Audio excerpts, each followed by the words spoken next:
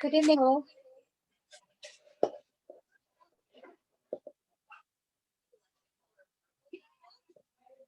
I was just waiting 5 more minutes for more people to turn up. How many are we expecting, Davina?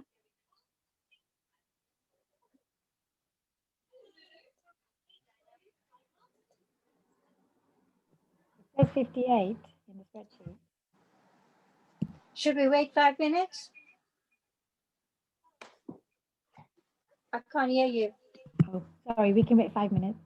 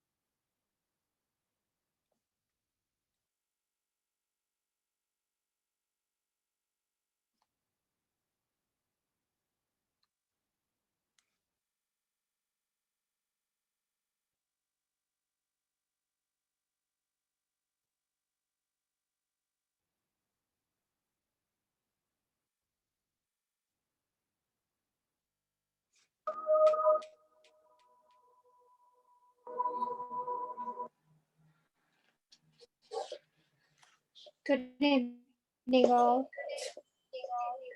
I'm not sure whether you can hear me because my internet is playing up today.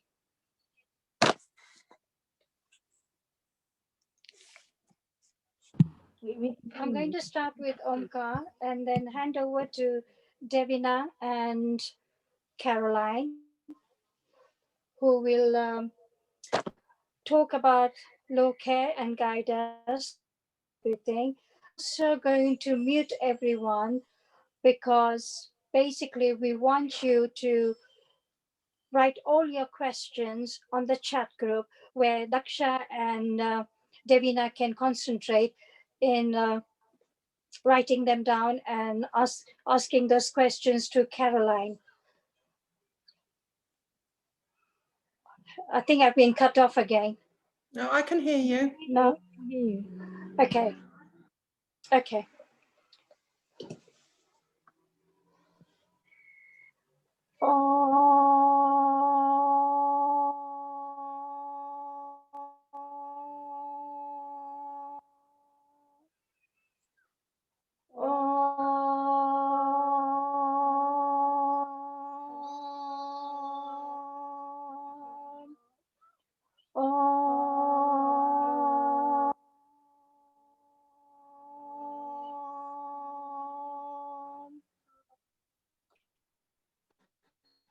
Om Bhurvasvaha Tatsaviturvarenyam Bhargo Devasya Dhimai Dhiyo Yo Na Prachodayat.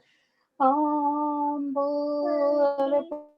Bhurvasvaha Tatsaviturvarenyam Bhargo Devasya Dhimai Dhiyo Yo Na Prachodayat. Om Bhurbhuvah Swaha Tatsaviturvarenyam Bhargo Devasya Dhimai Dhiyo Yo Na Prachodayat. Dhiyo Yo Na Prachodayat. Dhiyo Yo Na Prachodayat.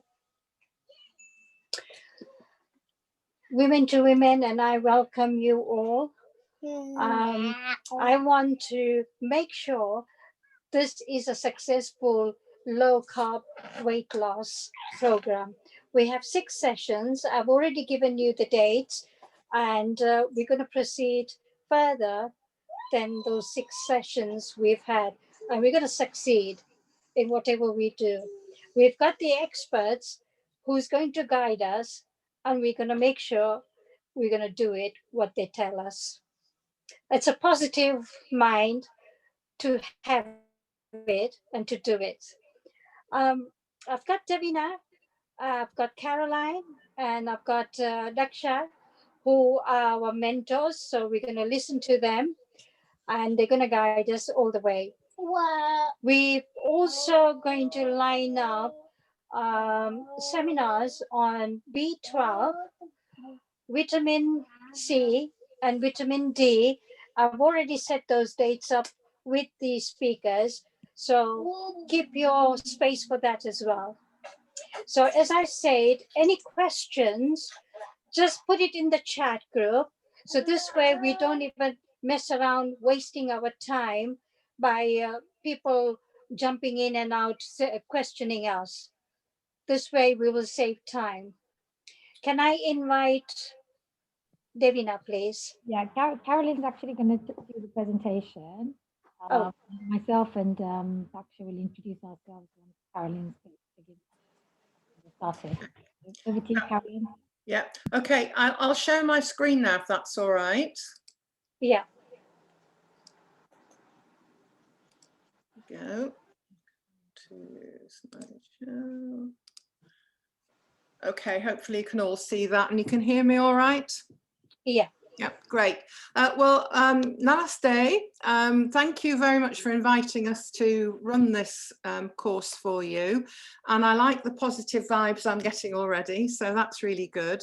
As you've already said, it's not just me. I'm going to introduce myself in a second, but I've also got with me 2 other ambassadors for the public health collaboration.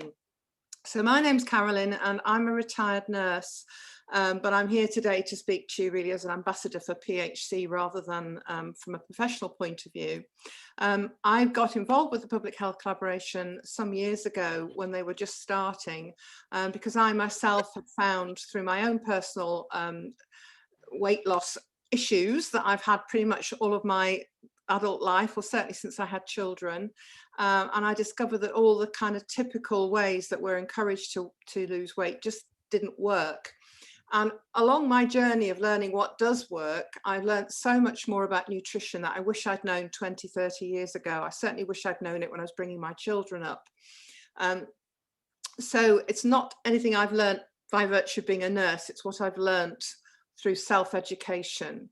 And I was delighted to discover the group Public Health Collaboration because they are a group of like-minded healthcare professionals and ordinary individuals who have all come to the conclusion that the general guidelines we're getting from government are not satisfactory, and they're not helping us to lose weight or indeed to manage type 2 diabetes, which has become a huge problem throughout most of the world. To be honest, the World Health Organization is worried about it globally, but it's certainly a massive problem in Western societies such as our part of Europe and the USA. So I'm here to talk to you, as I say, as a representative of an organisation that's trying really hard to get good education out to the general public, as well as to lobby at Parliament to get the guidelines changed. But that's enough from me. I want to introduce my colleague Datcha to you briefly, just to say a few words about herself. So is Datcha unmuted?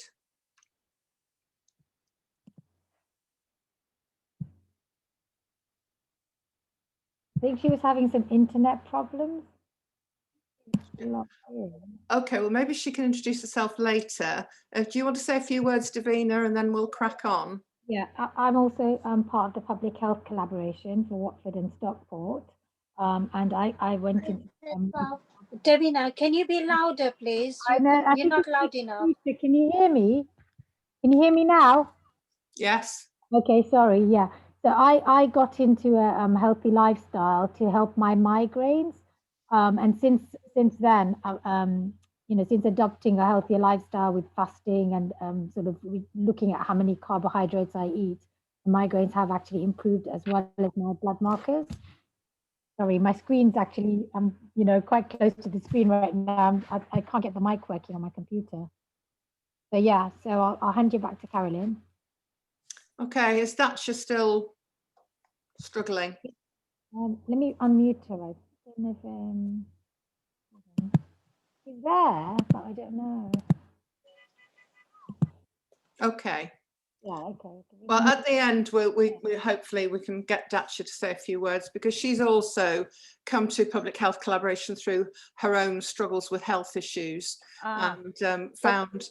Datcha can jump you. in now. Right, are you there now? Yeah. Okay. Namaste, everybody. Yeah, I'm Daksha, and like Carolyn, I'm a public health collaboration ambassador. My journey is also well, started when I became sick. I thought I was eating a healthy diet. I was following the guidelines, you know, eating home cooked food, but also some, you know, processed food. But you know, I was thinking maybe a jacket potato and baked beans and those kind of things were healthy, until I became really ill with an autoimmune condition which affected my thyroid. I had all kinds of horrendous symptoms. So when I discovered that some of these issues had been caused because I was eating the wrong types of foods that didn't suit me, although, you know, like for me, I you know, I was eating a traditional diet as well as like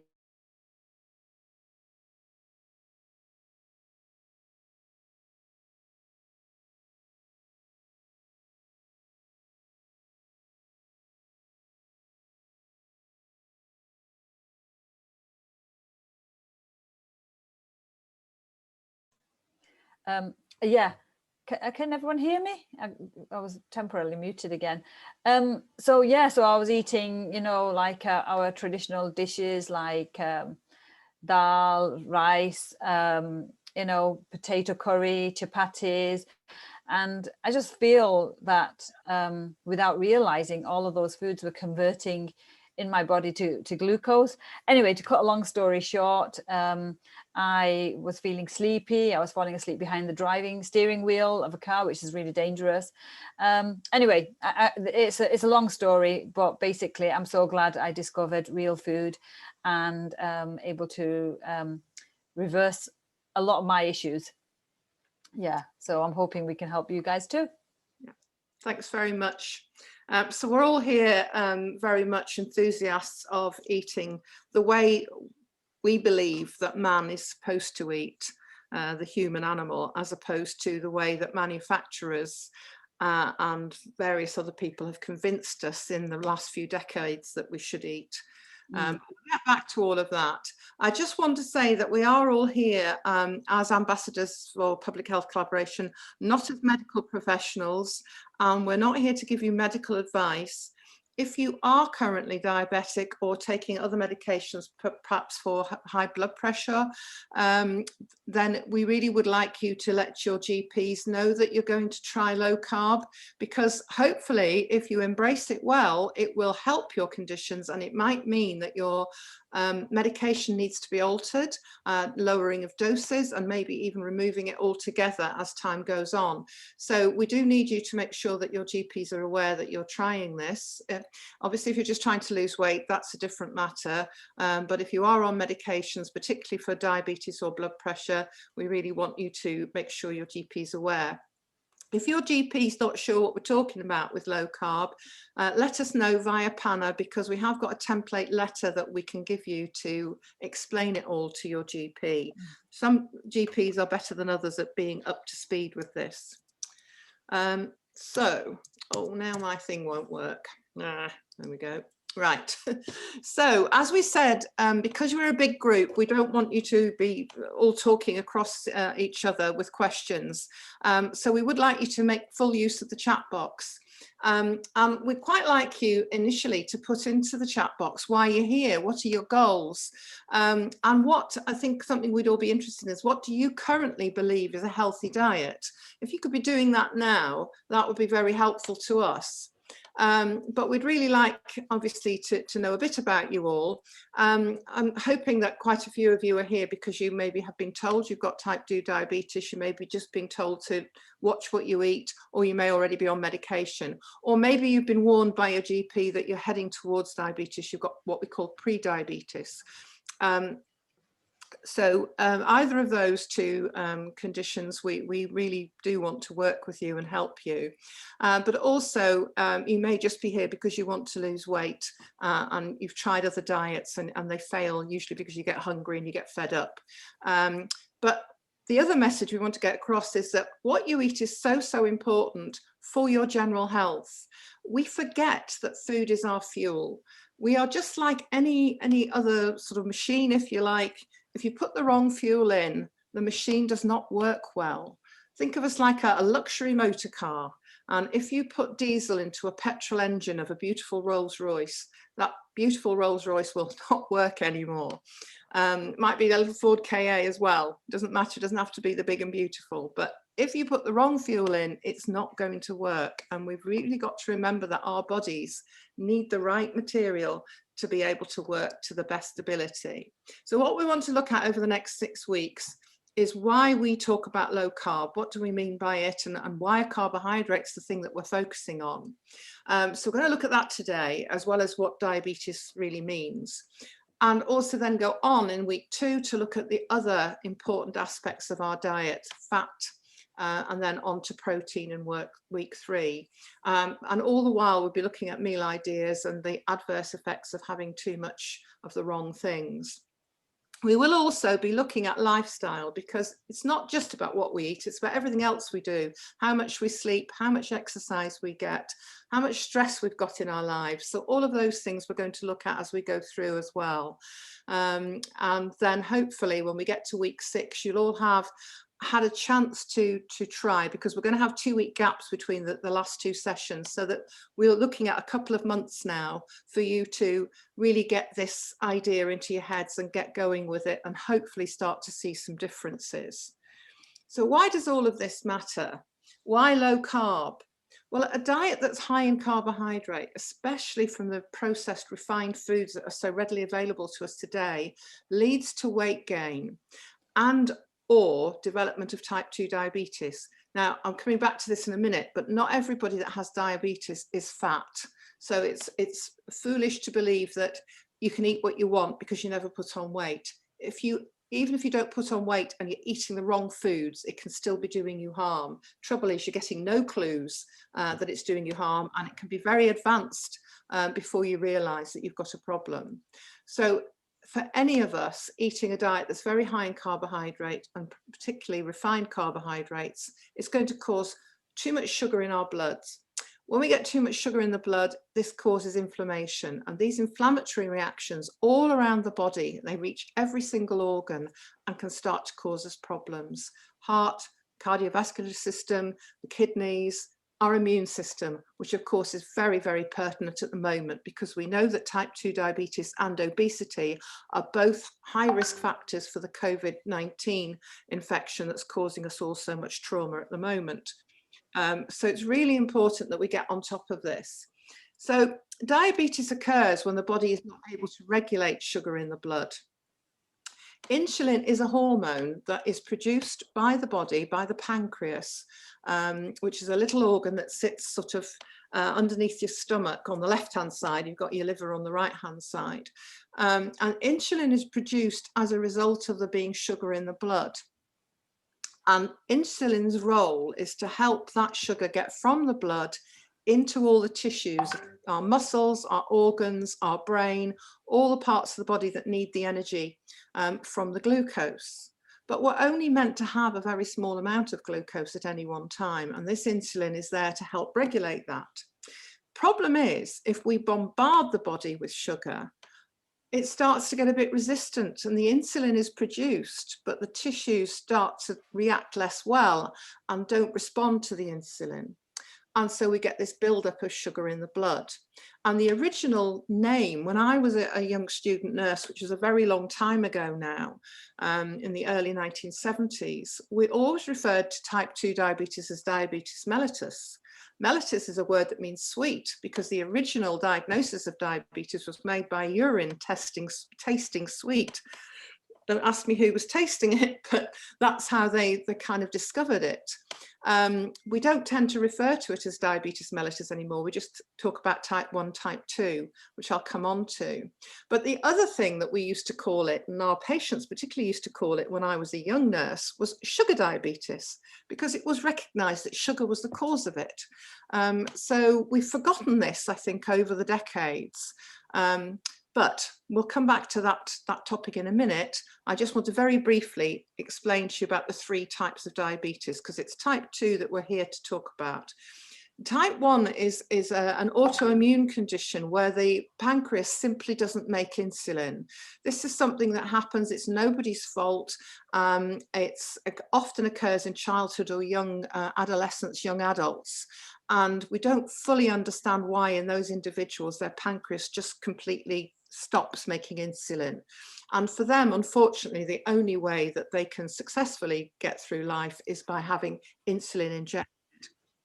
So that's type 1 diabetes, and we're not here to talk about that today, although what we're learning about the management of type 2 diabetes is also helping us to improve the quality of life of type 1 diabetics as well. But type 2 diabetes occurs, as I've said there before, when the body no longer uses the insulin correctly, it becomes resistant to that insulin. And so not only do we end up with high levels of sugar circulating in the blood, but we also have high levels of insulin, because the insulin is still being produced, but it's not able to do its job. So the blood sugar remains high, so more insulin is produced. And insulin, as well as the glucose, are inflammatory agents. So you've now got 2 types of inflammatory agents circulating, which are going to cause you problems. And this type of diabetes tends to occur in older adults. But nowadays, sadly, we are starting to see it in younger adults and sometimes in children. And this is really heartbreaking. When I was a young student, I would have rarely seen a type 2 diabetic under the age of 60 and certainly never under 50. And now we are seeing children developing type 2 diabetes because of the way our diets have changed over those decades. Just for clarity, there is a third kind of diabetes, which is known as gestational diabetes. And this occurs during pregnancy when a woman, through all the stresses of pregnancy, ends up with a sort of a form of diabetes. Her insulin is no longer doing the job during that pregnancy, and it can be a concern and has to be monitored carefully, but often she will go back to a non-diabetic stage when the baby is born. However, we do know that women who develop gestational diabetes have a higher chance in later life of becoming diabetic, so they need good advice to help them get their diet sorted out so that they reduce that chance. There are people now talking about even a type 4 diabetes, which is actually Alzheimer's and dementia.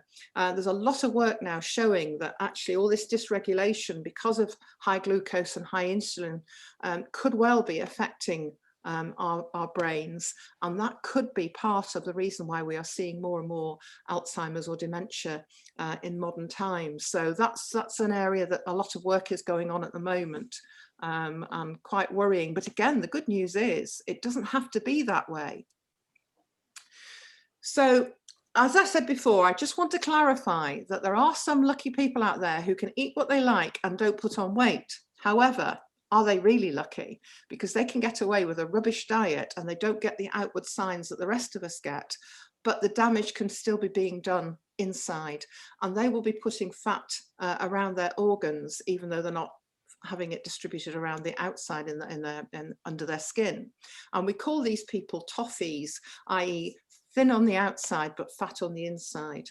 And they can be quite advanced in diabetes before they're discovered because they don't have, say, the normal warning signs. So please don't be fooled into thinking that just because somebody's skinny, they don't necessarily, or they're not at risk of diabetes. If their diet is bad, they are still at risk. So, as I've been saying, what normally happens in the blood is that when the glucose levels rise, and we should only have the equivalent of about a teaspoon of sugar circulating in our blood at any one time, so that's 5 grams roughly. So insulin comes along, and insulin should help that glucose gain entry to all our different cells around the body. So the insulin acts a bit like a key, opening the door of the cells to let the sugar in. And in type 1 diabetes, as I mentioned, there simply is no insulin being produced. So they end up getting a high blood sugar because the insulin is not there to help the sugar get into the cells. But in type 2 diabetes, we get this insulin resistance building up, and that stops the sugar getting into the cells. And the reason we worry so much about this is that when you've got all this sugar circulating, it attaches itself to your red blood cells, and it can get absolutely everywhere that it shouldn't be. It's not getting inside the cells where it should be, but it's on your red blood cells, getting into all your organs, causing inflammation. And we've got huge numbers now of people developing diabetes, and this can affect just about every system in the body. The heart, the cardiovascular system, we know it's probably the leading cause of cardiovascular disease. It can cause problems with the nerves, it can cause problems in the eyes, and it can cause problems in the joints. And most people have probably heard about the diabetic foot, where because it affects the blood vessels, the very tiny little capillaries in the feet are always working against gravity anyway. And if you've got poor circulation in your feet, you'll very quickly start to develop problems that can go on to cause people to even lose limbs. So it's a really, really important disease to keep under control. Signs and symptoms are often high blood sugar, which doctors may be just measuring as part of a normal medical, or it could be because the person's gone in saying they feel fatigued, they're very thirsty, they're weeing a lot, and they might actually be very hungry because the body's not getting satisfied with the food they're eating because the sugar's not getting into the blood. So there's various different symptoms that people can present with. Traditionally, this has been managed by people being put on a diet that still contains an awful lot of carbohydrate and low fat, but this doesn't make any sense, as I'll go on to explain to you in a minute. People are encouraged to be physically active, and that's not a bad thing, but unfortunately physical activity doesn't equal out bad diet. People are often put on drugs to help their blood sugar regulation, and if it gets very serious, they may even have to have insulin, even for type 2 diabetes. So it really can go on to become quite a severe disease. And traditionally, people have been told when they develop type 2 diabetes that this is it now, they've got this for life.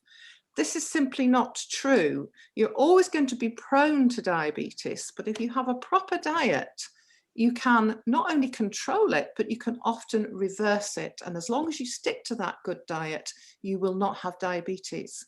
And this is a really wonderful finding that a lot of the GPs that are working with low carb diets approach with their diabetics have now found, and they've got many success stories where people have completely reversed their diabetes. So as I said, normally you should only have 1 teaspoon of sugar in our blood, and we measure the blood sugar either through just a random blood test, or sometimes, as I say, GPs might be concerned and therefore they do the blood test check. And what they'll usually ask for, if they are concerned, is what we call the HbA1c. This is a more accurate picture of how your blood sugar has been behaving in the last couple of months. And I mentioned that the sugar attaches itself to the red blood cells. So this is really a measure of how sugary your blood has been over the last couple of months. And it's the standard test now that all diabetics or pre-diabetics should be offered. And that's how we monitor how well you're doing. Normally, in the non-diabetic range, we'd expect a HbA1c to be below 42 millimoles or less than 6%. Sometimes it's measured in millimoles, sometimes in percentage. Pre-diabetics are people where it's sitting between 42 and 47, and you are diagnosed as type 2 diabetic if your HbA1c goes above 48.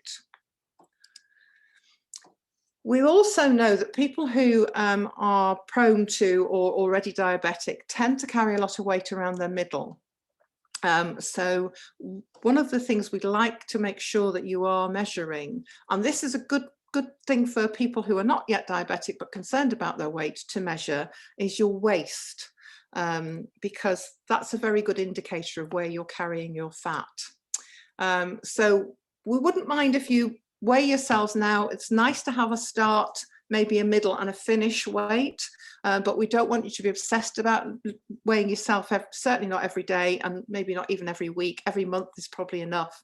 If you're having success, you'll notice your clothes are looser, you'll feel better. You don't need to be jumping on the scales every day, because unfortunately we know our body weight can vary very slightly from day to day, and people can get a bit obsessed about that.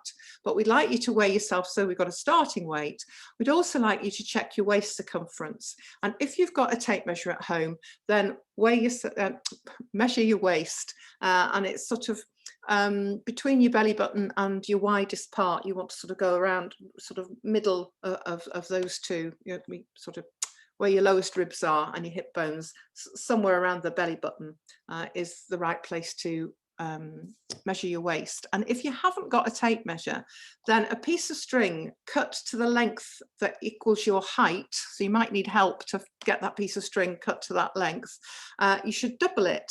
And if that piece of string does not go all the way round when it's doubled, you are too fat, your waist size is too big, and we ideally want that piece of string overlapping. If you've got the tape measure, then your waist circumference should be less than your height, less than half of your height.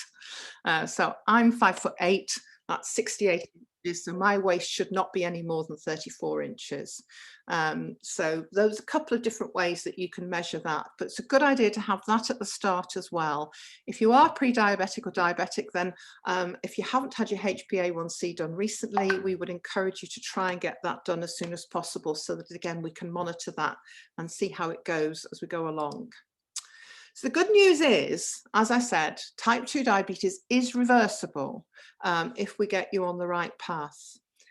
So it's really great news, not only for the individual, but it's great news for the NHS, because the NHS is under a lot of strain from all the complications of diabetes, as well as the drug budget. And the GPs who are having a lot of success now with diabetes are saving the NHS a fortune, because so many of their patients have been able to come off their drugs. But obviously we don't want you doing any of that without discussing it with your GP. So simple solution is, if the problem with type 2 diabetes is that it's too much sugar going into the system, then the easy way to reverse it is to stop eating the sugar. It's as simple as that. Problem is, we are surrounded by it in our modern diets. So carbohydrates are made up of molecules of glucose, and simple carbohydrates are either monosaccharide, there's just one molecule in there, or maybe two disaccharides. But an awful lot of the starches are just lots and lots of molecules of sugar. So anything that's starchy is basically sugar, and this is where a lot of people get confused. They think sugar is sugar, the stuff we add to a cup of tea or sprinkle over a cereal. No, what we're talking about is anything that is broken down into these molecules of sugar, and that is basically any starchy carbohydrate. So potatoes, rice, all the wheat flours, they all get broken down into sugar. And anything that is any other kind of sugar, it's not just the normal sugar, but coconut sugar or any of those things, they're basically all broken down to the same molecules, and they're all bad for us. In nature, Mother Nature, who I feel always knows best, she did not put carbohydrates and fat together in the same foods. Only man-made foods contain high quantities of carbohydrate and fat in combination. And the food manufacturers have discovered that this is the most amazingly addictive taste. It makes us want to eat more and more. So all your cakes and biscuits and highly processed foods have got this combination, and they just make us want to eat more and more. It's very hard for us to control our appetites when we're eating those combinations of foods. In nature, animal-based foods contain fat and protein together, and plant-based foods contain carbohydrate and protein together. But non-starchy plant-based foods only contain very minimal amounts of simple carbohydrate, and the process of digesting those, because they're usually very fibrous foods, kind of helps to reduce the absorption of the sugars, and therefore if they're naturally occurring carbs in that form, they are nowhere near as damaging as the artificial carbohydrates. So you have to be mindful when you're looking at what you're eating to all the hidden sugars, because people are aware of the cakes and biscuits and the obvious sugar, but they forget that there are all these other foods that have become part of the staple Western diet that are packed with carbohydrates. Most modern fruit now is so sweet that it is just like nature's candy. If we were given, those of you that are an age like me, I'm in my mid-60s now, we didn't have much fruit around when I was a child. It was very seasonal. And I bet if I could get hold of an apple that I ate when I was a child, I wouldn't like it now because it would be so bitter and tart. The manufacturers and the fruit growers have learned that man likes sweet things, and therefore they have managed to manipulate the fruits that we currently eat to make them sweeter and sweeter, and they become very addictive. But even if it's fruit, it gets broken down to sugar. So we should be very moderate about the amount of fruit we eat. When they talk about 5 a day, we should really be eating 5 portions of vegetables a day, even though that's a made-up number. There is no evidence that says how much we should be eating, but we really should be mainly eating vegetables, and fruit should be a treat because it is basically sugar. So the manufacturers who want us to eat all this stuff that they're busy making because it's their business, they've come up with all sorts of clever alternative names to put on the labels so that we don't realize that it's all sugar. So this is just an example of the many, many different names for sugar that you will find on manufactured foods. We also try to get away from the idea of calories in versus calories out. This is, again, a kind of made up philosophy. Obviously in physics, where you've got a closed system, you can count the number of calories required to generate a certain amount of heat, but our bodies are not closed systems like physics laboratories. They handle each type of food very differently. So the simple idea that 200 calories equals X amount of energy in our bodies is not true. It's not accurate, because depending on the type of food it is, depends very much on how it's handled by our body, how much energy it takes to digest it, how much of the energy from that food we actually absorb and goes into our bloodstream. They're all very different. And what I've put on the screen here is an idea of two things that roughly equate to the same calorific value: a chocolate donut and a vegetable curry. Now, hopefully I don't need to tell any of you which is better for you. And yet, if you were counting calories and you really had a sweet tooth and you just loved cakes, you think, well, I can eat my 2,000 calories today in donuts. I can have 5 or 6 donuts.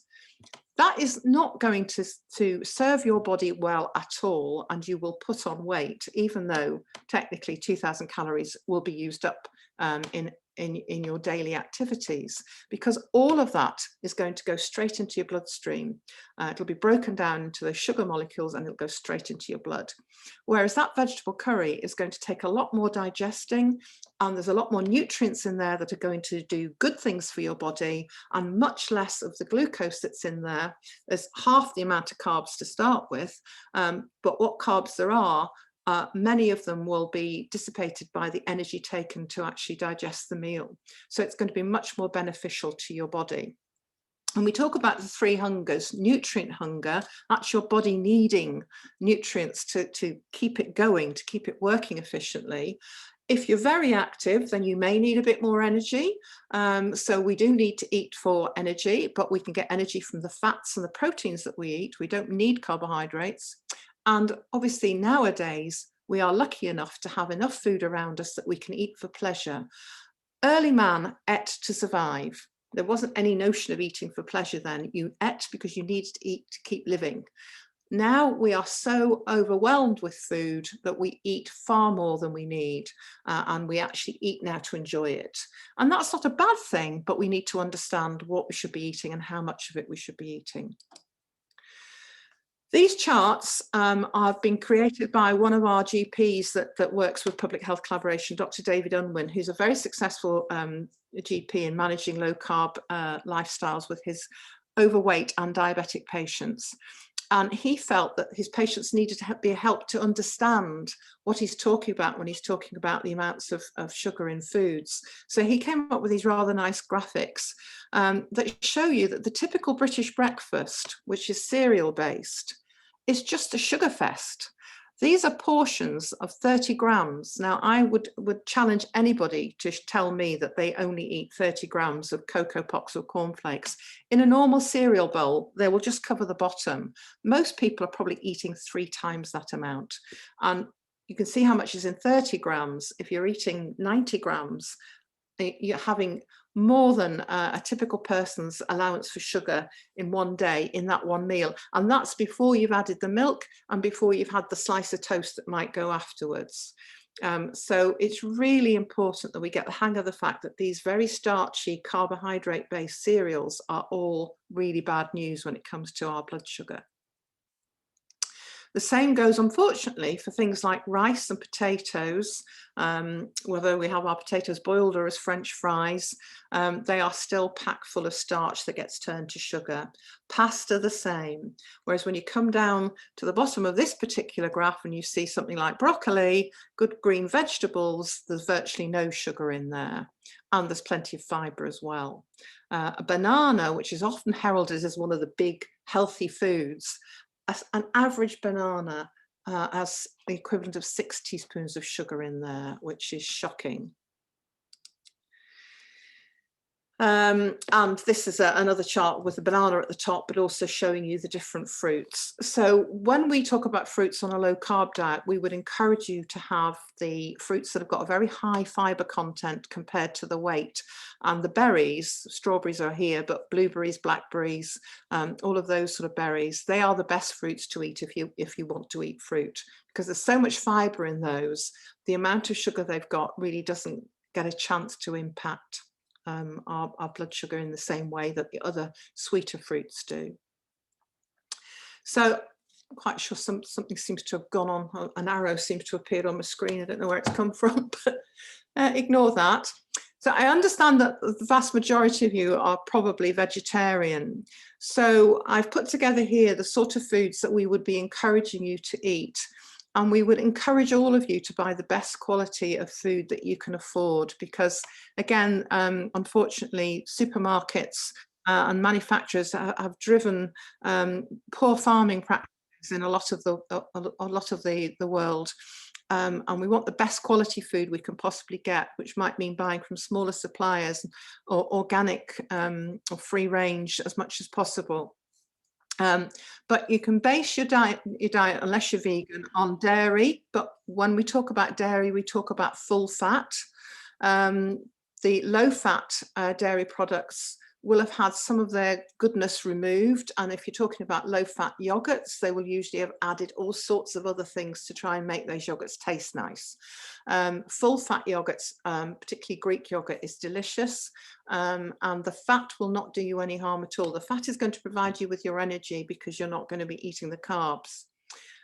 Eggs are nature's perfect food, and there is absolutely no link between egg consumption and cholesterol levels. Dietary cholesterol has nothing to do with people who have cholesterol issues in their blood. There's very, very complex digestive processes that go on.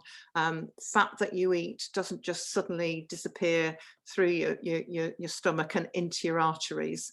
And in another week, we'll explain a bit more about that, but we can eat as many eggs as we need to make healthy meals. And eggs are a wonderful convenience food and are a wonderful substitute for all those starchy breakfasts.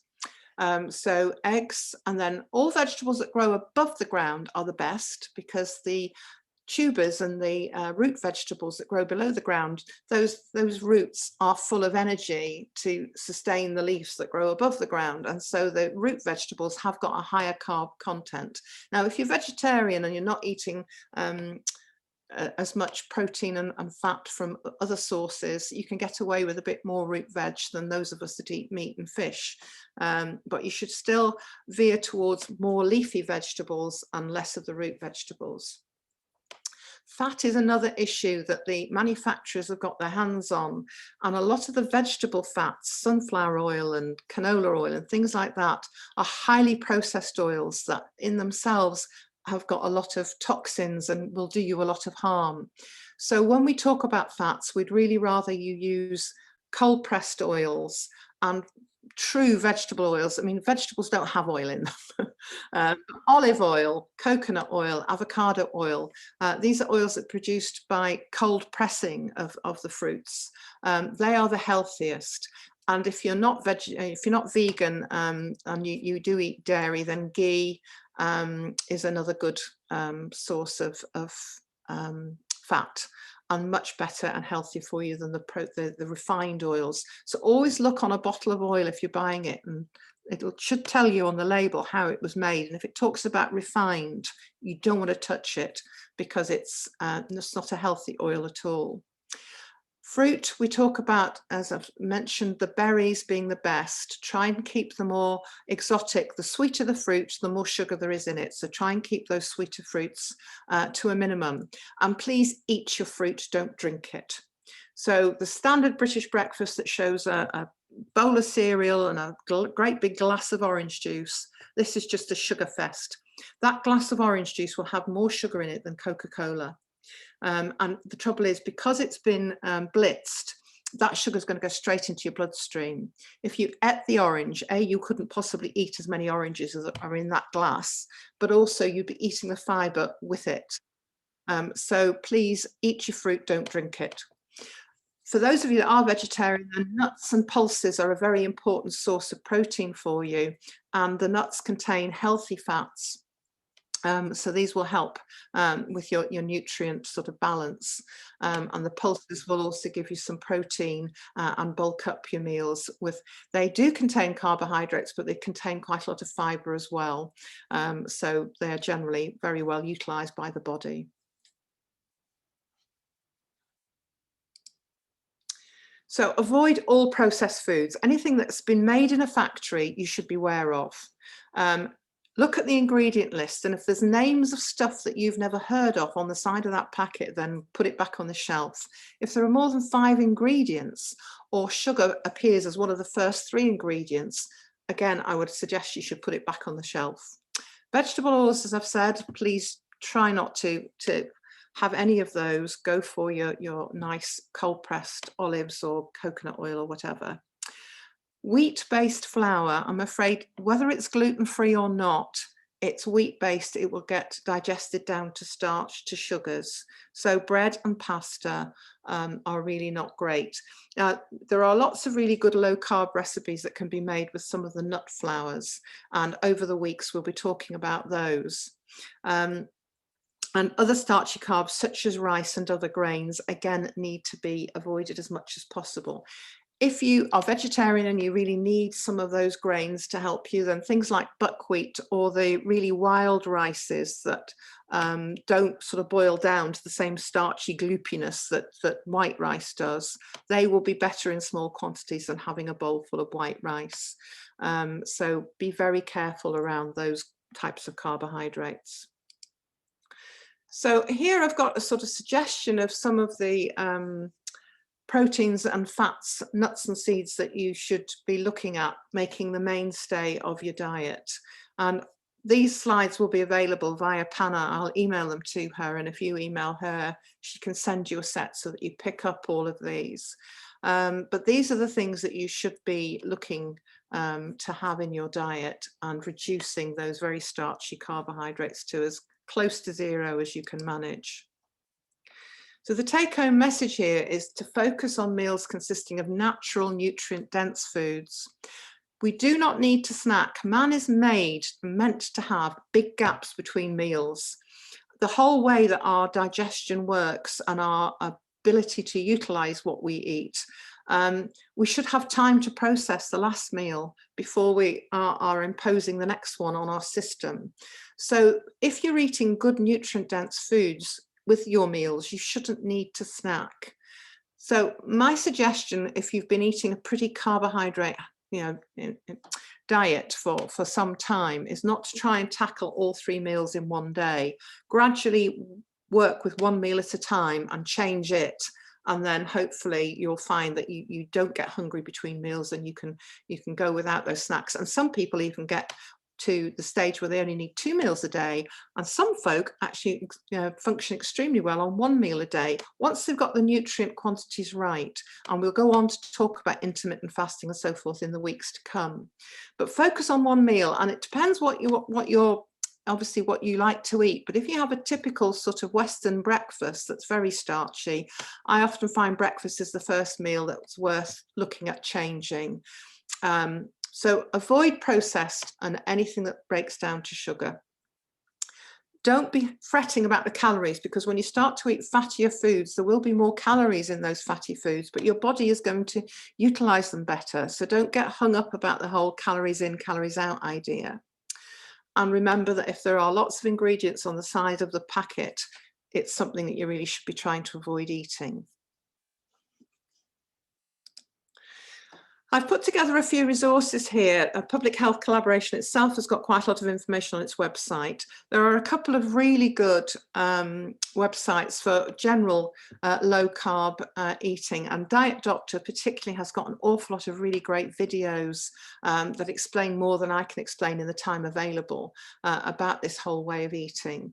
I have managed to find some keto vegetarian. Keto, by the way, is just another word for very low carb. When we talk about going keto, we're talking about going really low carb. For people who are diabetic, my advice would be to try and get your carbohydrate intake under 100 grams a day. But those of you that aren't diabetic can go as low carb as you want straight away. But keto is usually considered to be anything less than 20 grams of carbohydrate a day. So don't worry about the word keto, it just means extremely low carb. But there are some good vegetarian recipes on that ketovegetarianrecipes.com. And I've also found a lady who, she's not Asian, but she's keto and vegan. So again, she's been experimenting with a lot of good keto vegan breads, flatbreads and buns and all sorts of different types of breads that those of you, perhaps if you are vegan, may find interesting. I find her useful to watch, even though I'm not vegan or vegetarian. She's got some great ideas, and I'll keep looking for more and more. I like to sort of review them before I recommend them, but those two websites I can certainly recommend to you at the moment. So that's all I wanted to say. A lot of information there, but it's really setting the scene to help go forward.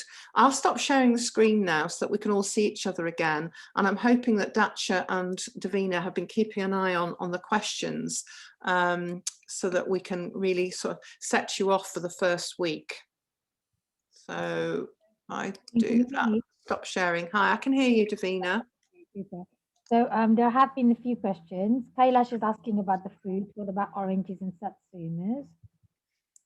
Okay, well, oranges, as I say, if you eat them in small quantities, then if you're not diabetic, you just have to be mindful that they will trigger. What happens, you see, when you trigger a lot of sugar going into your blood, the insulin will get released. And if you're still sensitive to insulin, that insulin will remove the sugar very quickly from your bloodstream and you will get hungry again. So the higher the spike of sugar you get, the lower the sort of drop you'll get from when the insulin comes into your system, and therefore you'll be hungry again sooner. So if you have foods that are lower in carb and higher in fat and protein, they won't cause that insulin spike and they'll satisfy you for longer.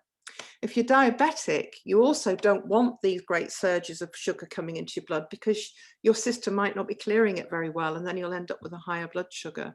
So for both groups, I would keep the sweeter fruits to a minimum.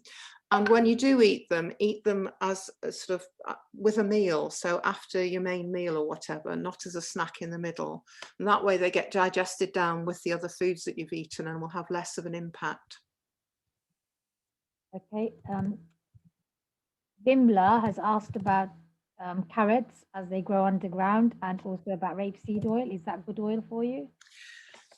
Rapeseed, again, we'll get on when we talk about fats, we'll be talking about omega-3s and omega-6s and sort of the best balance. And cold pressed rapeseed is definitely a lot better than the highly processed vegetable oils.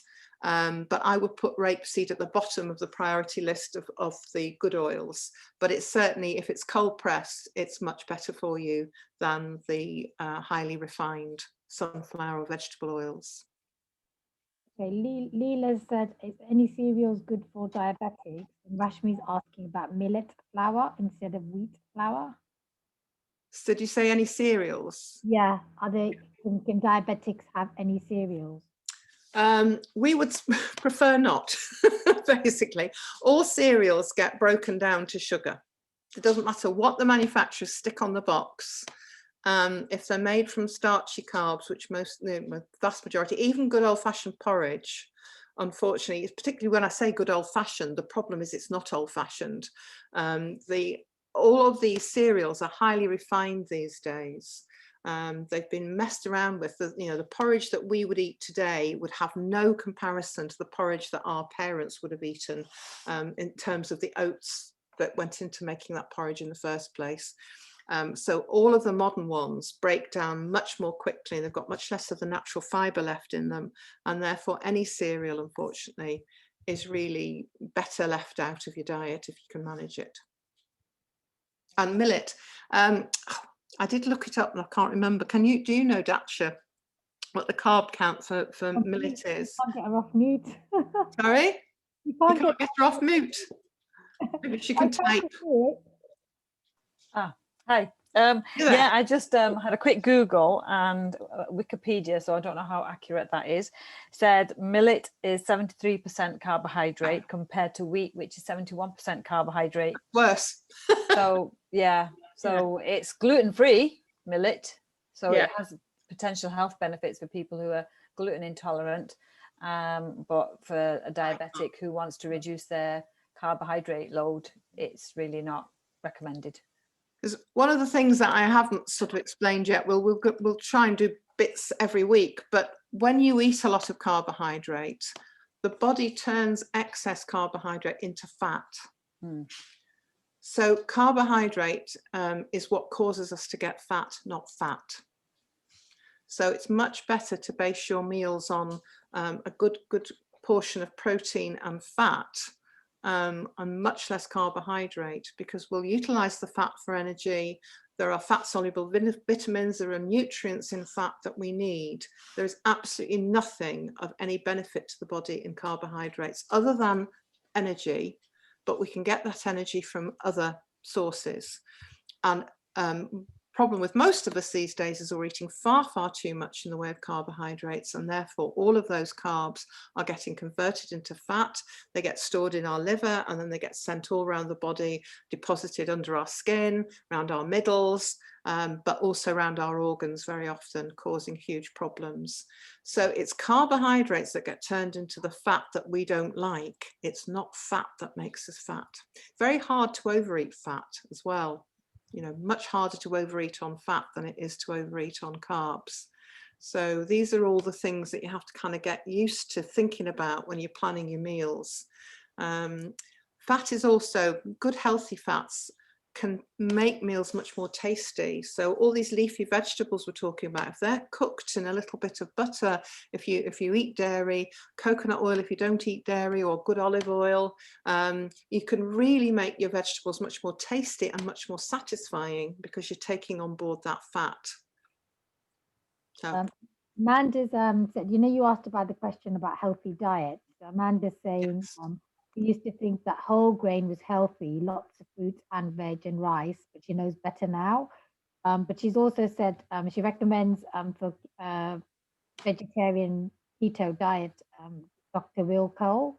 There's a website. She said Dr. Who? Dr. Will Cole.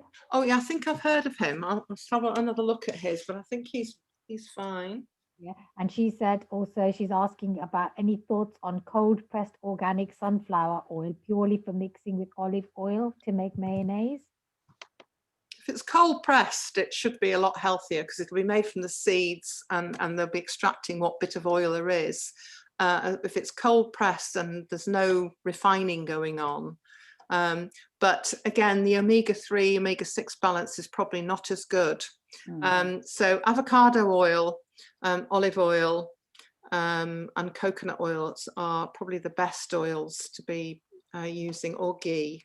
Yeah, for Indian cooking, I use a lot of ghee and coconut oil. Those are the main ones I use. Imla's asking about sorghum flour and jowar. So, I mean, I think generally flowers are not that great, are they? I've just put a link on. I don't know if everyone can see it in the chat, and it's got sorghum flour on that. And again, it's not great. No, you know, it's not given a percentage, but it's given per, I think, a quarter cup or half a cup or something. It's got a lot of grains listed, so people can compare, have a look at that and compare. Yeah. I've looked at buying sorghum noodles before now, thinking they might be better, but they're not. They've still got quite a high carb content. You can get konjac noodles, which are made from a root, a very fibrous root, and they've basically got no nutrients in them at all, but they make them into sort of noodles and rice. They're fairly tasteless. So you need to really dress them up with a lot of flavors. But if you really feel your plate is missing those sort of noodly things, they're not going to affect your blood sugar at all, and they give you the bulk. But to be honest, if you can get into it and look up some of the recipes that on the websites that we've mentioned, there's great ways of using vegetables to substitute for rice. Cauliflower rice.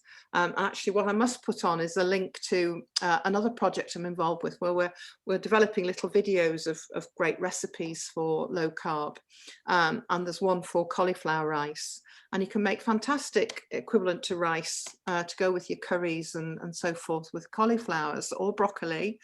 Cabbage, shredded cabbage, wilted down with a bit of ghee or again, your oils.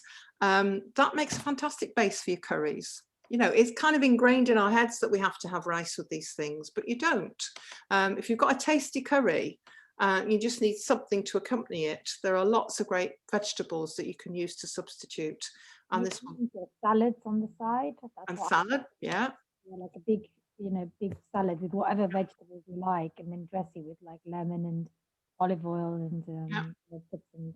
But if you actually want to stick your curry on something because you're used to sticking it on rice, then cauliflower, or indeed I often do a combination of cauliflower and broccoli, and it's really tasty, and it's a great substitute. And even my hubby, who doesn't need to worry about his weight, but he's getting the message that he should still worry about what he eats, and he's really taken to it now. It's quite quick to make as well. Yeah. Also, like people are asking about, if you don't eat eggs, what can you have for breakfast? I mean, I have yogurts and berries. Yes. Greek yogurt. If you haven't tasted full-fat Greek yogurt, you really need to. It's I think something made in heaven. It's just delicious. It's so creamy and so filling. And I have yogurt and berries. I mean, I don't eat breakfast much these days. I've gone on to 2 meals a day because since I've gone low carb, that's all I need. I just don't need food first thing in the morning.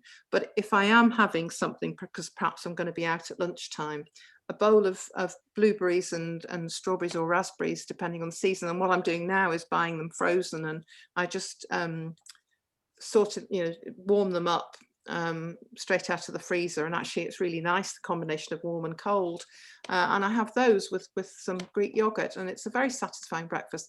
There's also homemade granola that's sugar-free, made with nuts and seeds.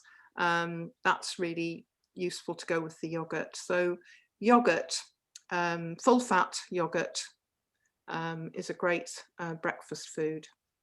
Can I also add something about breakfast? Yeah. Breakfast is something where we think of breakfast as toast, cereal, all of those things, and it's the food companies, Kellogg's, that have set us to believe that breakfast has to be those things.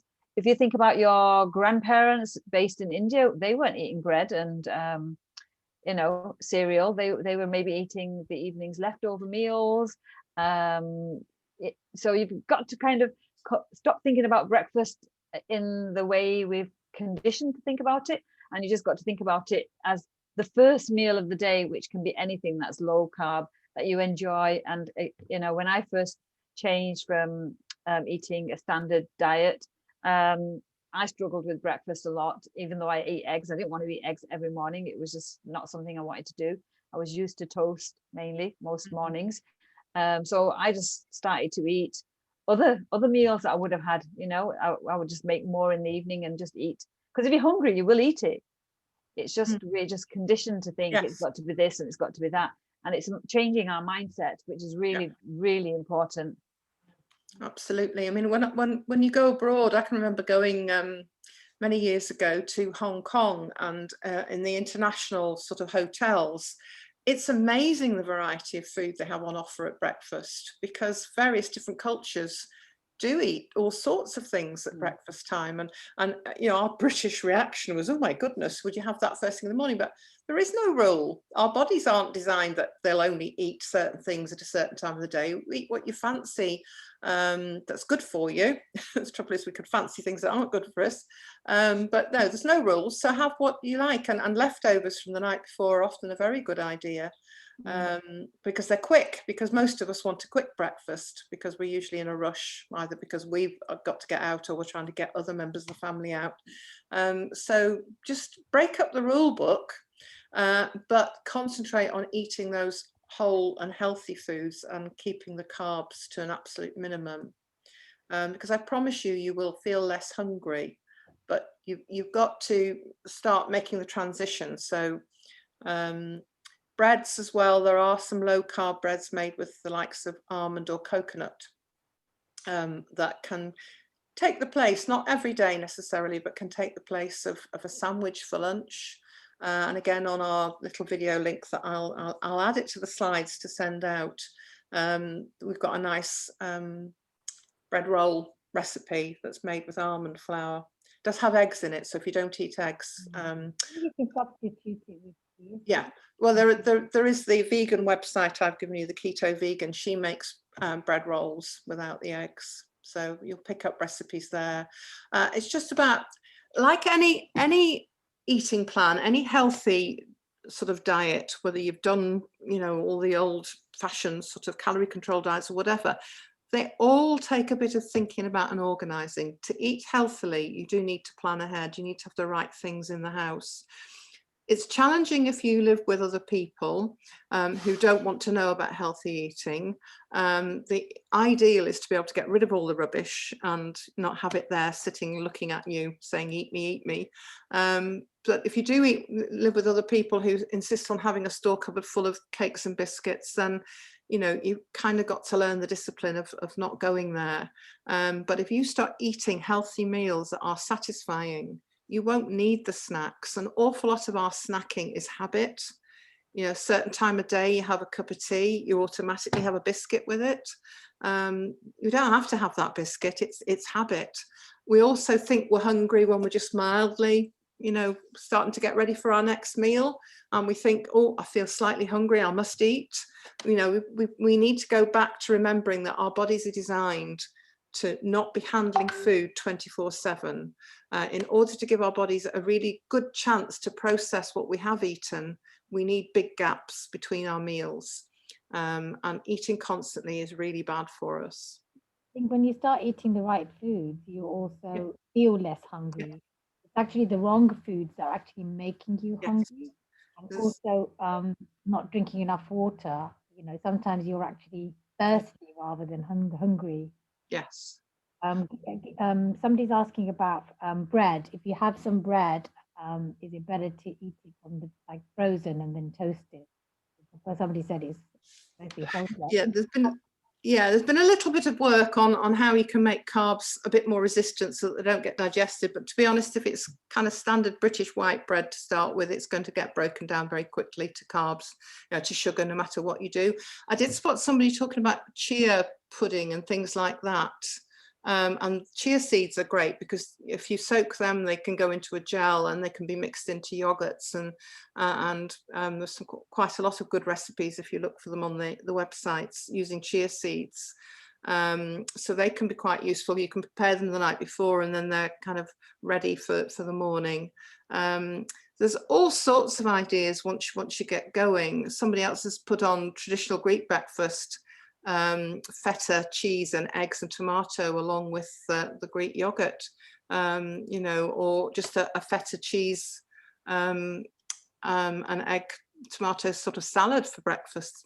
Yeah, and you could put olives in there. Yeah. But can I add another point? It's really important you know why you want to do this. You've got to really you've got to have set your intention. What is your intention? Is it because you want to be able to be healthy for your grandchildren, to see them grow up? Do you want to not be a burden on your family as you get older? That was my drive for me when I changed my diet, and I had to give up all grains. I don't eat any grains at all. So it depends what your motive is. You know, is that chapati more important than spending time with your grandchildren? You know, so it's your mindset. You've really got to adjust your mindset. Also, it all sounds impossible. You know, giving up grains does sound impossible, and it sounded impossible to me. It's really important to think that you have to relearn cooking, that you kind of have to start from scratch. It's hard, but it's so worth it. You know, you'll notice if you do it quite strictly, you'll notice the health benefits really, really very quickly. but that's entirely up to you. I'm not saying what you should do. I'm just saying, you know, it's good to have a reason why. Know your why you're doing this. Absolutely, I totally agree. And it's, you know, as I said at the beginning, think about food as fuel for your body. None of us would dream of putting the wrong fuel in our cars. We know it's going to be really expensive if we do, apart from the fact you'll break down. And yet we abuse our bodies so much. We look after most of the machines that we've got in our modern lives better than we look after our bodies. And I think we've really got to get back to a bit of basics about thinking, what is this food going to do for me? Apart from a moment, you know, the old wives tell, you know, a moment on the lips, a lifetime on the hips. That's sort of a joke about it, but it's doing more than that. It's not just going on our hips making us feel bad about ourselves, it's actually doing us harm as well. So it really is, but motivation is what gets you going, habit is what keeps you going, and it's developing good habits. And one of the tricks I've learned from one of the slimming clubs that I would now no longer recommend, but you know, they said, if you think you feel hungry, have a drink, glass of water or a cup of tea or whatever, have that drink. And if in half an hour you still feel hungry, maybe you do need to eat, but a handful of nuts or something is a really good healthy snack to have if you really feel you can't last out till your next meal. But have that drink, get yourself going on some task or other, and you'll probably find an hour has gone by and you haven't actually thought about food. We're just very, very readily able to give in to hunger these days because we have so much snacky food around, and it's reminding ourselves that we don't, if you've had a decent meal a couple of hours ago, you do not need more food, you're just wanting more food. And it's getting the mindset right to, you know, be fueling our bodies correctly. And you know, there's a few good comments coming on here, and somebody's asking about sourdough bread. Good artisan sourdough bread is certainly an awful lot better than the mass-produced bread. And again, it all depends what you're wanting and where you're up to, whether you're a diabetic or just wanting to lose weight. A small amount of sourdough bread is going to be a lot better than a slice of white, but it's still going to be broken down to carbs in the end. So, you know, moderation very much, but it's you know, it's not what I call a banned substance, but it's certainly not to be eaten regularly. Somebody talked about the best flour for roti. There is a term which does low carb flour called longevity. Yes. The actual thing, and you can make rotis out of those. I think it mainly uses things like linseed. But like you said, I think there's websites which allow you to make low carb breads and yes, I would have a look at that keto, the YouTube keto lady, because she's made flatbreads and things. They may not be exactly, you know, we can't give you an exact alternative, but there are good substitutes that might fill the place of those things. And it's about prioritizing your health over, you know, habit of things that you've always eaten. And, you know, if you do well with this and lose weight or get your diabetes under control or even reverse it, it's not to say you can never, ever have any of these things again, but it's about learning to have them just as treats, as opposed to staple things that you're eating lots of day in, day out. And most of us find our taste buds change. I mean, I used to have the ultimate sweet tooth, and now I can eat 90% cocoa chocolate and thoroughly enjoy it. And if I have milk chocolate now, I absolutely hate it. But I wouldn't have believed you a few years ago if you told me I'd make that change. So view sweet treats as very much that, treats like they were in most of our childhoods when they weren't available so much. And base your main meals on savoury, healthy, low carb. But you can have the high fat. That's going to, and you must add fat to your food when you go low carb, because otherwise you will be hungry. You need that fat to satisfy you. So, sorry? Don't be afraid of ghee. Yeah, don't be afraid of fat. I mean, I chuck butter into everything now, and it makes it so much tastier, but it also makes it much more satisfying. And the other thing that you might find you need to add a bit more of is salt. If you're using a lot of processed foods, there will be a lot of salt in those foods. And if, you know, we've been discouraged from adding salt to our cooking and salt at the table over the years because we were having too much salt, but that's because a lot of the processed foods were full of salt. Once you get rid of the processed foods, we do need some salt. So you might find, sorry, no, good quality salts, sea salt or Himalayan pink salt or whatever. But you will find you might get muscle cramps and things if you're not having enough salt. So just be mindful of that if you're ditching the processed foods. There's questions about quinoa. Is that good for you? And brown rice. And someone's asking about the diabetics. Do they need to have 3 meals a day? No, I mean, even diabetics can, if they get good control, can you know, reduce how frequently they eat. If you're an insulin dependent diabetic, then obviously you've got to be very careful and you need to sort of do it with medical supervision. But there are a lot of diabetics out now there who have gone down to 2 meals a day. So it's about, again, getting the right nutrients and making sure you're having a nutrient dense diet, but it doesn't have to be 3 meals a day as such. Quinoa is a good quality vegetable protein, so for vegans, sort of vegetarians, but particularly vegans, it can be a useful source of protein. But what was the other one that was mentioned? Brown rice. Brown rice, I'm afraid, no, it's no better than white rice. It's just carbs, unfortunately. The very sort of tough little grains, the wild rice and this red rice and black rice now, they tend to keep more of their husk and be less broken down. So if you must have rice, they're a bit better. But bottom line is all rice ends up being digested as carbs. Yeah, and if you are going to have those rices that you've just mentioned that are slightly better, you really, really need to limit it to a very, very small amount. Yeah. When I was eating rice, it was huge amounts, you know. It was like, and I'm sure traditionally that's how everyone eats rice in our culture. So it's portion control, if you really can't give up something, is so vital. Yeah. You need to be looking at the packets, getting familiar with the amount of carbohydrates per 100 grams, and it's quite shocking when you look at some of them, just how high a percentage of carbs there are. And when you're looking at labels, the manufacturers again try to be cute and say only 3 grams of sugar or whatever on the front of a packet. If you turn it around and look, there may be 30 grams of carbohydrate in there, of which 3 grams are glucose, but all of that carbohydrate will ultimately get broken down to sugar. So don't be fooled by that. Look at the total carbs in a food, and you'll get some shocks, I think, if you look at some of the things that you thought were healthy. So you really want to stay away from anything that's got significant amounts of carbohydrate in it. It's best to stick to real foods and keep away from the processed foods. The processed foods do really make you hungry. I never used to be able to go without breakfast. I used to get headaches. And when I started cleaning up my diet, I found that I could miss the breakfast and not feel ill at all. Yeah. And I didn't even feel hungry. So I'm obviously keeping busy as well. Kailash is asking about honey. Honey is like... Honey, sugar, unfortunately.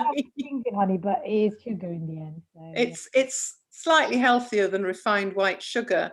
And occasionally it might be used to sweeten, a teaspoon in a whole recipe might be used as a sweetener. And obviously in the quantity that each portion will have will be very small. So you will occasionally see it in low carb cooking, but it's not something that you can just dive into. As just coconut sugar as well. The manufacturers, when they start to cotton on that things are getting popular, they'll try hard to cash in on it. So you get all these things being sold to us as healthy, like coconut sugar and what have you, but unfortunately they are just still sugar, and it's going to have the same effect on your body. There's questions about amaranth flour and chestnut flour. I don't know if they're low carb. And multigrain as well. Yeah, amaranth is a grain. I think any grain, any multigrain flours come up, any grain, it's unfortunately it's a carbohydrate. Flour good, aren't they? Sorry? It's almond flour and coconut Yeah, flour. the nut flours are the best because nuts are principally fat and protein, and therefore there's very little carbs in those per 100 grams. So they and things like flaxseed. A lot of the breads I make have flaxseed along with either almond or coconut, and that gives a nice texture and keeps the carb count very low. Fatima's asking about couscous. Oh. Just look on the packets when you go back into your kitchens. If you've still got the packaging, just look at the nutritional label and you'll see the amount of carbohydrate per 100 gram, and it'll probably give you a bit of a surprise.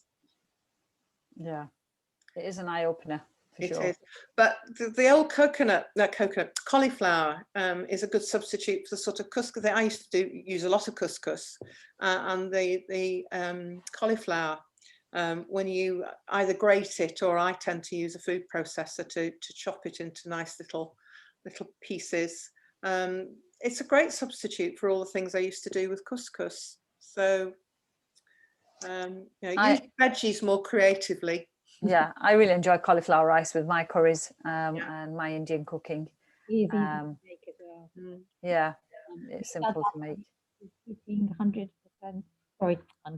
90% cacao, chocolate's good. Yes. Content of fat is fat. Yeah, cocoa is very good for us, and you can't eat an awful lot. Well, I defy anybody to eat a lot of high percentage. If it's preferably 90, but over 80% cocoa solids is generally pretty good, and you won't be taking many carbs in with a small amount of that, and it's actually got lots of benefits as well. But it satisfies. If I've got the munchies and it's not meal time, a few nuts will help, or a square of dark chocolate. I don't want to eat anything else for ages after I've had a square of dark chocolate. I don't know what it does to your taste buds, but it satisfies me and it stops me sort of craving other things. If you're used to only eating milk chocolate, then I would probably start at 70%, but don't kid yourself, you can eat loads of 70%, but get the taste for 70%, and then gradually, as your taste buds change, you can build up to the 80 plus. And that's something I always have in the cupboard for emergencies. Amanda's said a very good point. She said, I think at the beginning it's hard to imagine you won't be able to, you won't be hungry every few hours. But if you stick to it, your body adapts so quickly. Absolutely. I wouldn't encourage anybody to skip a meal until you've got yourself onto a low carb sort of program. But certainly, hopefully, if you start replacing the carbs in your main meals with the fats and proteins that we're talking about, then you'll find you won't want to snack. And then eventually you can get on to thinking about even leaving a meal out. The other thing we talk about is, we're apart from being conditioned as to what we have for certain meals, like, we've all got this obsession about cereal and toast for breakfast and a sandwich for lunch. There's no rules about any of this. We're also conditioned to think we must eat. It's 1 o'clock. I've not had my lunch. I must have my lunch. If you're not hungry, don't eat. Again, this idea that you must always be eating at certain times of the day. And I used to tell my husband off terribly for not having breakfast, because he never wanted to have breakfast when he was working. And I used to worry about him going off to work without breakfast. And now he's thrilled that I can finally say, oh, don't worry about it, we don't want breakfast. And now I'm the one who used to be mad about breakfast, and I never have it. But you will adapt eventually.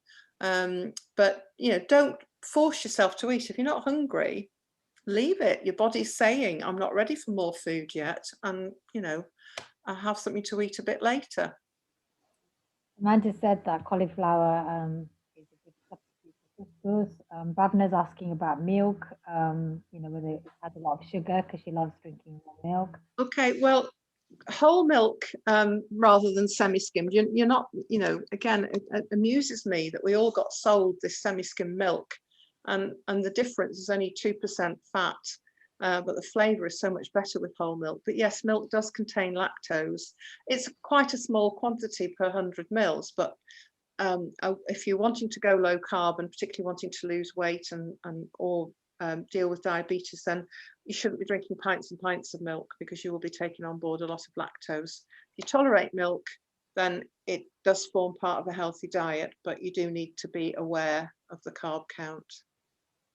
Somebody's asking about chickpea atta and savouries like fried chana dal. I mean, anything fried is always fried in the wrong oils. So it's not good for you at all. Yeah. If you make it home, you fry it with coconut. Yeah. So be careful with the fat.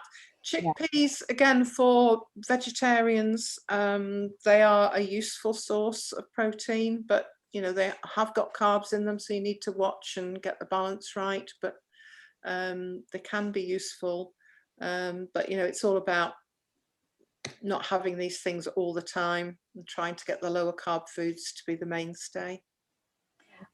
Wean yourself off slowly. Everyone has their own journey.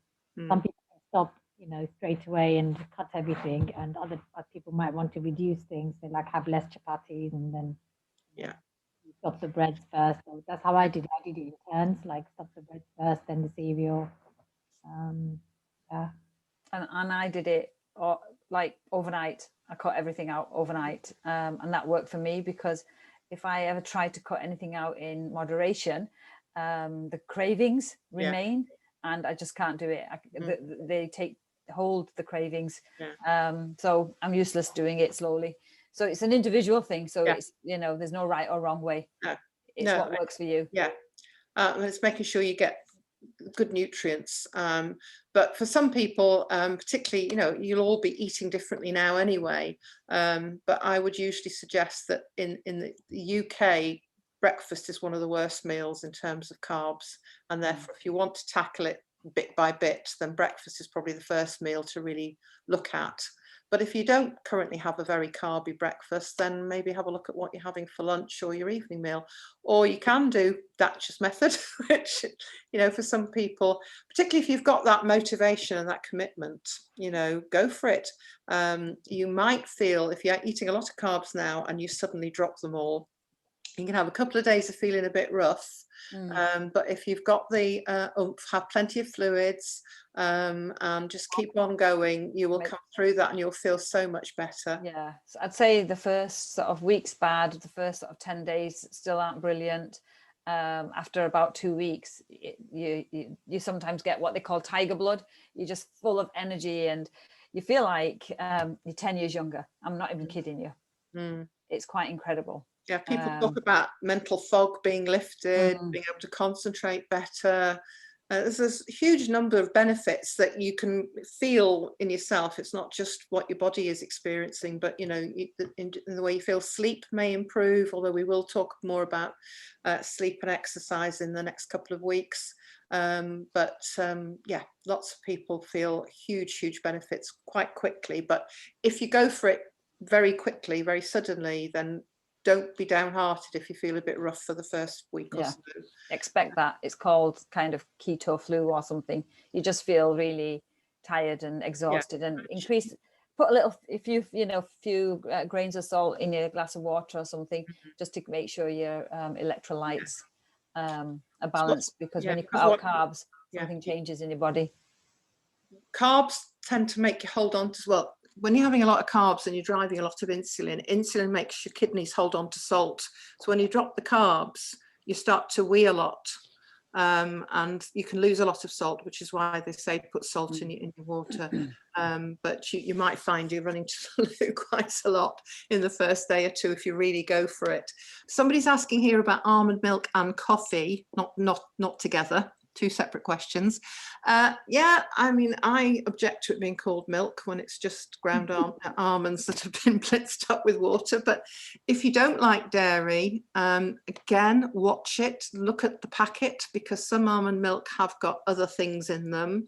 The better quality products will just be the almonds and water, but you don't want any extraneous sugar or anything creeping in because they've sweetened it. and if you like almond milk and you'd rather drink that than dairy, then fine. Sorry? Well, it's best to look at the back of the packet for the ingredients. Oh yeah, look at the ingredients. Absolutely. I'd just like to add that almond milk's so easy to make at home. Yeah. It's so easy. You just need a high-speed blender. You just soak the nuts overnight, change the water, add a bit of salt, blitz it in a certain amount of, with the almonds with a certain amount of water. You can leave it with the bits in, or you can get a nut bag, which is like a bag that keeps all the pulp. Yeah, the pulp, and it just lets you strain out the milk. I think we make that every other day. I don't particularly drink it, but my daughter and my husband do like that. So they do that, and it probably works out cheaper than the shop bought ones, because if you want a really good quality almond milk, they're not cheap. No, beware the ones that are cheap, because they're probably the ones that have got all sorts of other stuff in they've there. usually got rice and all kinds of things in them. Yeah. Coffee is another one of these things that it's got good and bad. The recommendation for those of us that are sensitive to caffeine is to only drink coffee in the morning. Try not to drink it after midday, otherwise it can affect sleep. And it's kind of got its pros and cons. So a little bit, I think most people would agree is healthy, but too much coffee, then it's like alcohol, really. A glass of red wine is okay, but the bottle is not. And coffee, I think similarly, if you overdo it, it can be bad for you. But if you like coffee, particularly in the morning, then that's fine. Obviously, if you're going low carb, your lattes and all the rest of it are a no-no. I put cream in my coffee, which is absolutely, I love it. But some people blitz it with some butter or coconut oil, call it bulletproof coffee for reasons that I don't fully understand, but it's amazing. It makes it a bit like a latte. If you've got a hand blender and you put a little bit of coconut oil or butter or a bit of both. Some people use the very highly refined, not refined in a bad way, but the very pure MCT oil, which is the best of the coconut oil. But any of those, and blitz it with your blender, it kind of turns into that milky colour that a latte would be, and it does actually taste quite nice. But you've got to be aware that. Well, it's quite nice and cinnamon. Sorry? A bit of cinnamon in it. Bit of cinnamon, yeah. Yeah. Something about high blood pressure. So there's lots of different things. What we're doing here is not just about a diet. It's about lifestyle changes. We've got to think about it as a whole. Changing your whole life. Yeah. I mean, I've been eating this way, no grains, for 5.5 years. So, it sounds impossible when you're at the start of your journey. Yeah. But when you get rewarded with the health benefits, it's really, really worth it. And then sometimes I might sort of eat something that I shouldn't eat eat something that I shouldn't really eat because it's maybe Christmas or something. And straight away, immediately I think, it was fun, it was enjoyable, but I really want to go back to how I eat. Yeah. Interesting. Yeah, it is interesting. And I mean, I say I used to have the ultimate sweet tooth, and the idea of giving up all the baked goodies, I just thought, I'll never do it. But I have. And now, just like Dacia says, at Christmas, I eat some of the stuff because it's there. And A, I can't eat anything like the quantities I used to eat. And B, I can't wait for Christmas to be over to go back to eating the way I normally eat now, because I just feel so sluggish and so bleh. You have to have the faith that if you can make the changes and whether the first couple of weeks you will really reap the benefits, and particularly if you've got diabetes, it will make a huge difference. Just spotted somebody said bulletproof coffee is supposed to keep you fuller longer, and that's absolutely it. That bit of fat, whether it's the butter or ghee or oil that you put in, gives that satiation to the coffee, and some people, that's all they have for breakfast. That is their breakfast. So it's again a matter of taste. Yeah. Have you seen the question about the pulses, like the mung beans and the dal, lentils and things? Well, again, for people who are vegan or vegetarian, they can be an important part of the protein. There's usually quite a bit of fibre in those, so although they are carby, they aren't as bad as the flours and things we've been talking about. And it's all about moderation, really, of those things, especially for those that don't eat meat. If you eat meat or fish, poultry, then you shouldn't need anything like the quantities of pulses. You haven't got the same reason to be eating them as somebody who's vegan might have in order to get the protein. So it's about adjusting the nutrients. And what you feel, Dacia? Yeah, and also dals and lentils and all of those kind of beautiful traditional meals can be padded out with vegetables. You know, you can put some chopped up courgettes, it kind of disappears. It just means you reduce the amount of the carbohydrate content, you increase the nutritional content. So you can do things, and okay, it won't taste exactly like you are used to, but again, it's why are you doing this? You know, if you aren't willing to budge on taste, then the journey is going to be very difficult. To be honest, with the seasonings, I mean, most of the herbs and spices and things you can use just as you've always done. And I think that's half the key, is making sure it's still tasty, but changing the proportions, as Dacia says. So where it might have been predominantly lentils with a little bit of veg, switch it round so you've got more veg, and the lentils are just there to give you that bit of extra oomph in terms of protein and satisfying elements. But and you can increase the veg content gradually. It doesn't have to be like lots of veg straight away. You might just put a tiny bit of courgette in a big pot of dal initially, and then next time you might put a bit more. So it could be a gradual process, you know. You've got to do what works for you, you know, make it achievable. I roast vegetables and put it on dal, so you don't have to have rice with it. Ah, that sounds gorgeous. Yeah. It does actually taste really nice. And Amanda, I know Amanda, who's in the source session.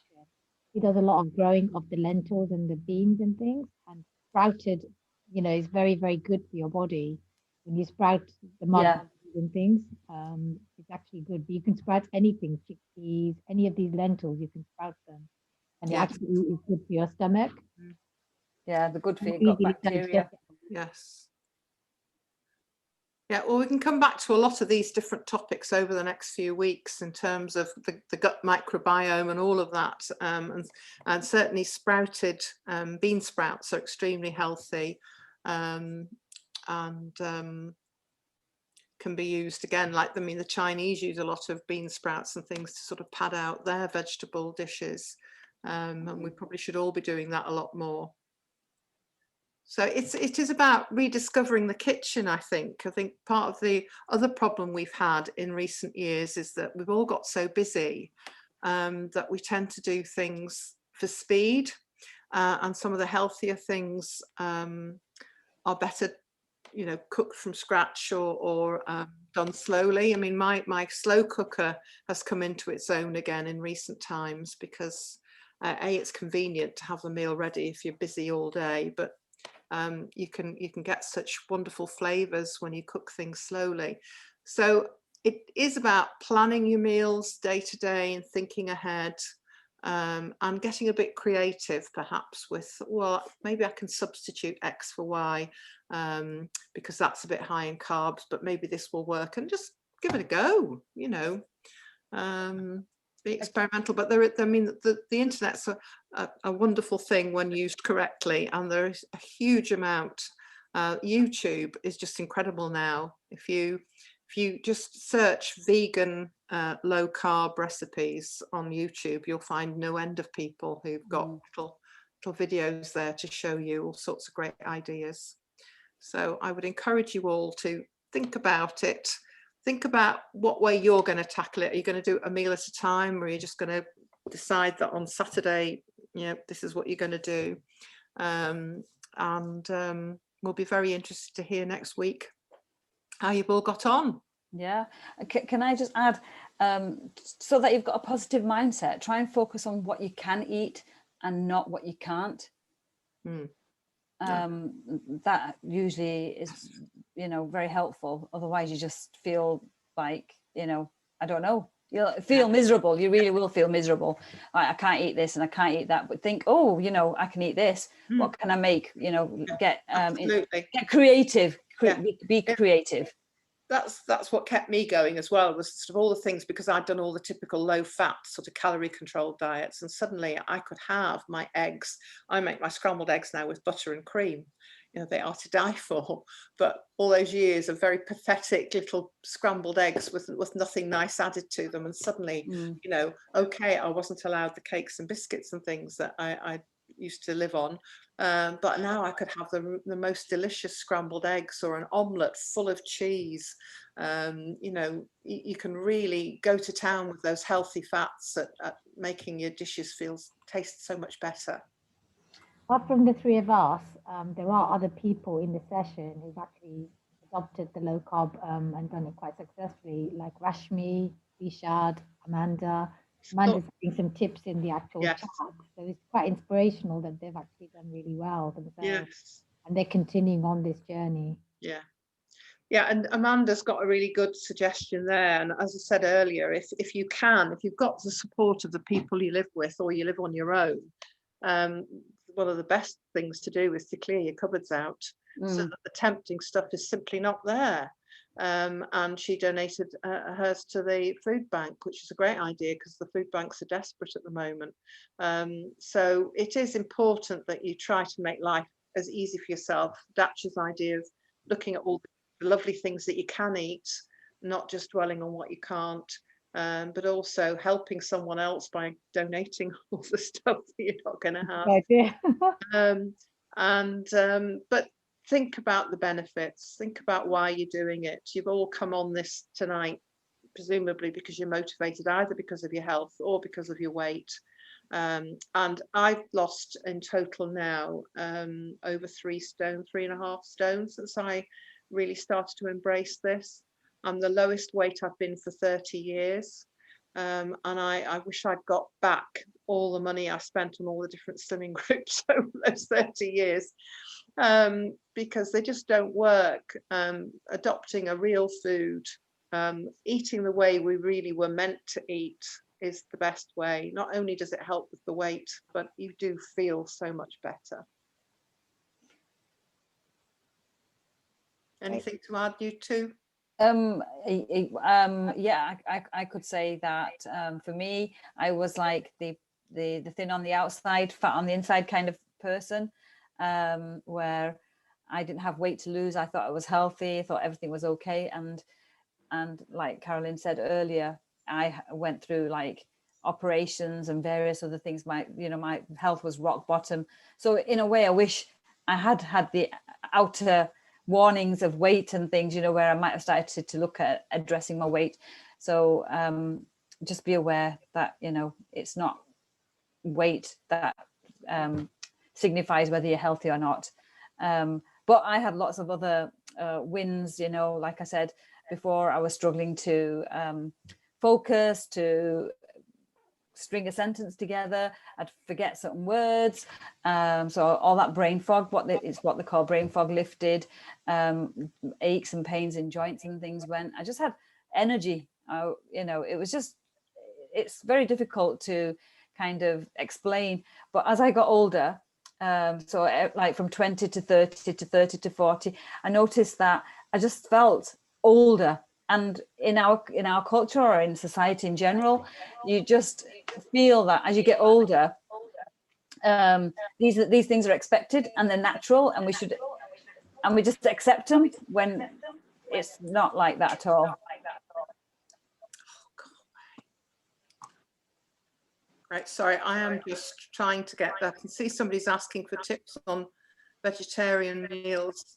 So just because it'll take a while to get these slides to you, I want to put in here that link that I had for keto vegetarian recipes there. There are some really good recipes on the internet. Oops. There are. What I was suggesting, Caroline, if you can put all these links and the recipes on our group, that way we can pick it out. On the WhatsApp. Yeah, on the WhatsApp Okay, group. all right. Well, I've just That put will one be there if anybody easier. wants to pick it up now. And I also just spotted Amanda's story there, £150. That is fantastic. That is amazing. Well done, And Amanda. reverse. So what I was saying earlier is you can reverse your diabetes. So well done. And I'm glad to have you on board. If you want to speak next week, let us know. Well, that's fantastic. So shall we continue next week now? I think so. I think you've done very well to hang on in there, everybody, for nearly 2 hours. So Before we go, Vishad's also said the same thing. His markers have all dropped as well. yeah. That's all inspirational. Yeah, our aim is for the meetings not to be quite so long in the future weeks, but obviously we're happy to talk if people want to carry on asking questions, but we'll aim to get the main messages across in an hour. Yeah, that's great. Thank you, everyone. Thank you, everyone. Thank you.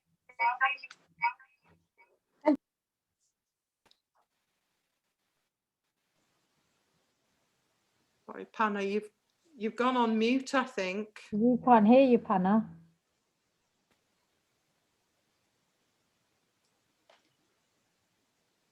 Although it's not showing that you're muted, but you can't be heard.